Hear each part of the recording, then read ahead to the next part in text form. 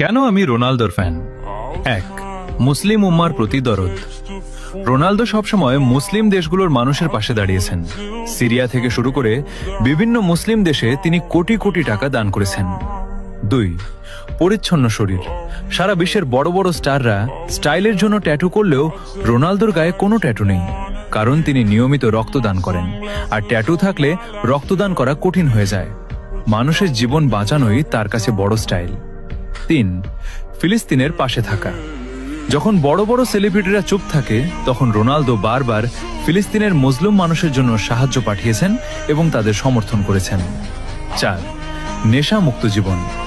ছোটবেলায় নিজের বাবাকে মদ্যপানের কারণে হারাতে দেখেছিলেন বলে তিনি প্রতিজ্ঞা করেছিলেন জীবনে কখনো মদ বা নেশা ছুবেন না। আজ পর্যন্ত তিনি সেই কথা রেখেছেন। পাঁচ, কঠোর পরিশ্রম ও ত্যাগ। আপনার জন্য বাড়তি পয়েন্ট।